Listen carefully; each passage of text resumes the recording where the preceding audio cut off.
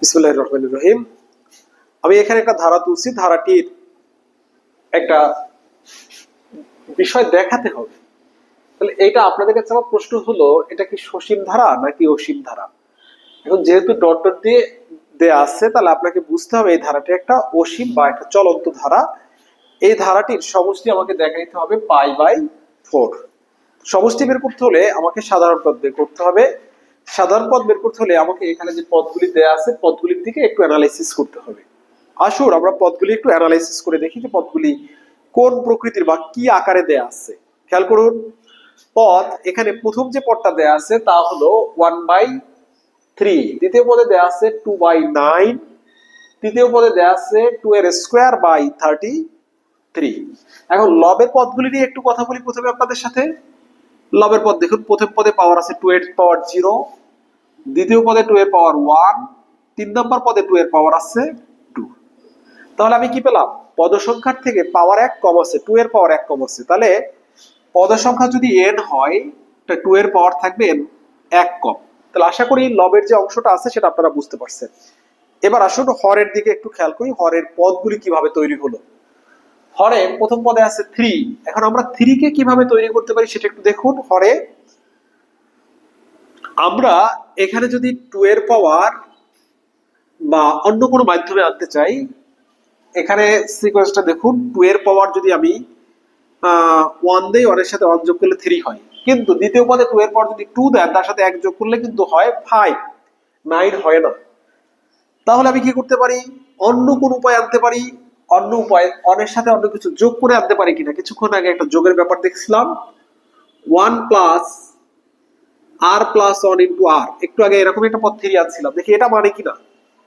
দেখুন আর এর মান 1 বসাইলে 2 প্লাস 1 মানে হলো 1 প্লাস 1 মানে 1 ইন্টু 1 মানে 2 প্লাস 1 3 হয়। কিন্তু যখন আমি এখানে আর এর জায়গায় 2 বসাবো, 3 ইন্টু 2 6 প্লাস 1 7, 9 হয় না। তখন আমি কি করতে পারবো? দেখুন 2 এর পাওয়ার নিয়ে যদি চিন্তা করি, দেখুন 2 to the power 2n minus 1, তখন কি হয়? n এর মান 1 বসালে 2 ইন্টু 1, 2 ইন্টু 1 মানে 2, 2 থেকে 1 বিয়োগ গেলে 1 থাকে, 2 টু দি পাওয়ার 1 মানে হলো 2। 3 হয় না, তো 3 যদি হতে হয় এর সাথে কত যোগ করতে হবে? 1। এরপরে দ্বিতীয় পদে একটু লক্ষ্য করুন, এর এর জায়গায় যদি 2 বসান, 2 যোগ করে 4, 4 থেকে 1 বিয়োগ করলে থাকে 3, 2 এর পাওয়ার 3 মানে হলো 8, 8 প্লাস 1 মানে হলো 9। এবার দেখে তৃতীয় পদ মিলে কিনা। তৃতীয় পদে এর এর জায়গায় আপনি 3 বসান, 3 দুগুণে 6 থেকে 1 বিয়োগ গেলে থাকে 5, 2 টু দি পাওয়ার 5 মানে হলো 32, 32 প্লাস 1 33। আশা করি আপনারা এটার সাধারণ পদ অর্থাৎ আরতম পদ যে অংশটা হবে সেটা বুঝতে পেরেছেন। তাহলে আমি এখন কি লিখবো? আমি এখন লিখবো এখানে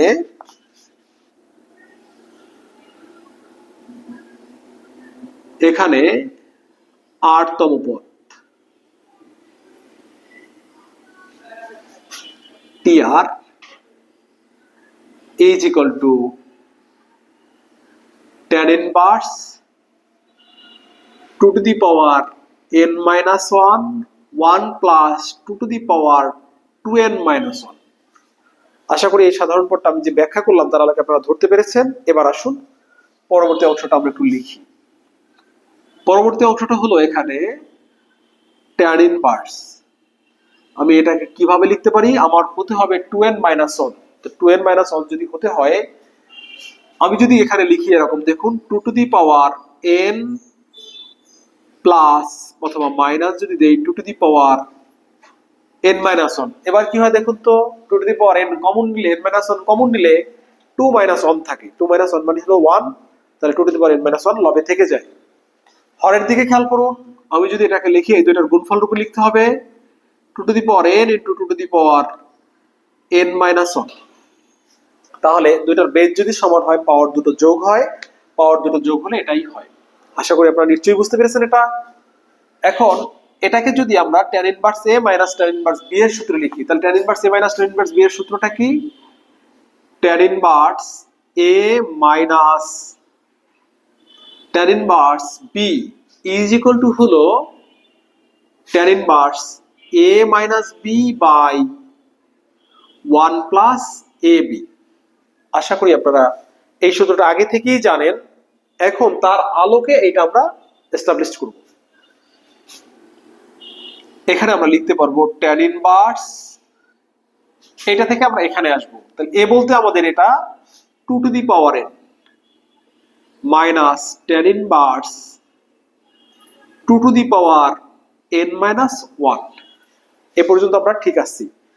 এখন আমার এখানে পদ লাগবে আর t1 t2 t3 up to tn। তাহলে পাবো কিভাবে? r equal to 1, 2, 3, up to infinity হলে, আপ টু ইনফিনিটি হলে। এখন ইনফিনিটি হলে একবারে আমি বের করতে পারবো না, এখন আমার করণীয় কি? এখানে প্রথমে n সংখ্যক পদের সমষ্টি বের করব, বের করে সেখানে n টেন্ডস টু ইনফিনিটি হলে কি হবে সেটা বের করব। তাহলে আমার সাথে, তাহলে আসুন আমরা পরবর্তী কেসটা একটু বের করি। তাহলে অতএব t1 is equal to t1 on বসালে, এর জায়গায় অন বসালে আমরা পাই tan inverse 2 minus tan inverse 1, কারণ 2 টু দি পাওয়ার 0 মানই হবে 1। t2 এটা হলো tan inverse 2 to the power 2 minus tan inverse 2 to the power 1 মানে 2। t3 ইকুয়াল টু আমরা লিখতে পারবো tan inverse 2 to the power 3 লিখলে 3 মাইনাস tan ইনভার্স 2 এর স্কয়ার। এরকম করে যদি t4 লিখি, এটা হবে tan inverse 2 to the power 4 minus tan inverse 2 to the power 3। আমরা এভাবে বিষয়টাকে নিয়ে অগ্রসর হব। অগ্রসর হয়ে আমরা যখন এখানে tn লিখব, পদটা হবে tan inverse 2 to the power n minus tan inverse 2 to the power n minus 1। এবার আমরা ধারার সমষ্টি বের করতে হলে উপরোক্ত পদগুলির যোগফল বের করতে হবে। তাহলে আমরা লিখব অতএব Sn মানে ধারার সমষ্টি, Sn টা হবে t1 plus t2 plus t3 up to tn। আমরা যদি এই পদগুলিকে যোগ করি তাহলে দেখুন আমাদের যে ঘটনাটা ঘটবে, প্রত্যেক জোড়ার শুরুটার সাথে পরবর্তী জোড়ার শেষেরটা মিল আছে। তার মানে এইটা তার পূর্ববর্তী জোড়ার সাথে কাটা গেলেও এইটা এবং এইটা কাটার মতো কোনো পদ নেই, কারণ এইটার পূর্বে কোনো পদ নেই, এটার পরে কোনো পদ নেই। তাহলে আমাদের হাতে এখানে থাকছে tan inverse 2 to the power n minus tan inverse 2 to the power 1। তাহলে আমরা কোন সূত্রে পড়লাম? tan inverse a minus tan inverse b। tan inverse a minus tan inverse b এর সূত্রটা আমরা এখন প্রয়োগ করব। আসুন tan inverse a minus b এর সূত্রটা আমরা একটু জেনে নেই। tan inverse a minus b এর সূত্রটা হলো tan ইনভার্স, সরি এটা তো 1 থাকবে, 2 না, tan ইনভার্স 1 থাকবে, এটাই অবশিষ্ট আছে।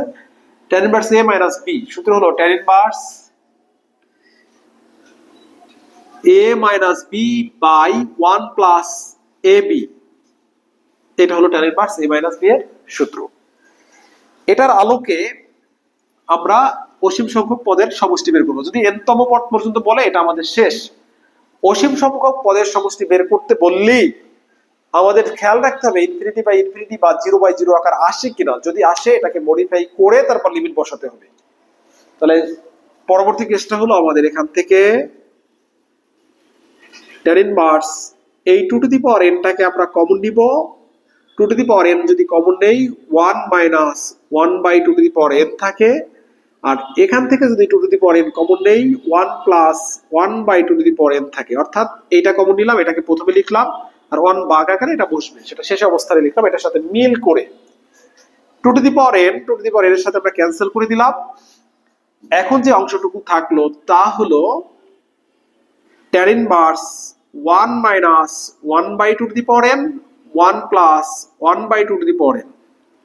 আমার হাতে এইটুকু থাকলো। এবার আমি অসীম সংখ্যক পদের সমষ্টি বের করব।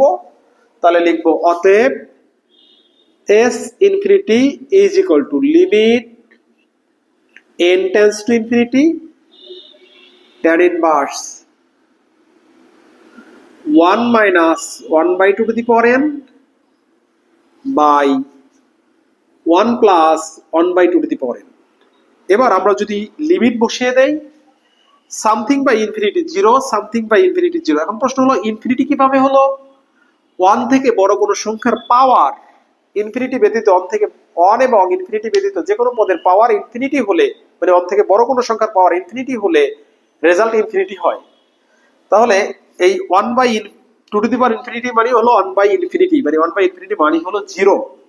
তাহলে লবেও থাকলো tan ইনভার্স 1, হরেও থাকলো 1। লবে থাকলো 1, হরে 1, তাহলে tan ইনভার্স 1। আর আমরা জানি tan ইনভার্স 1 মানে পাই বাই 4। আমাকে এটা দেখাইতে বলছে, আমি এখানে সব লিখে দিতে পারি। আশা করি প্রশ্নটা আপনারা বুঝছেন। যদি কোনো সমস্যা থাকে কমেন্টস বক্সে জানাবেন। আল্লাহ হাফেজ।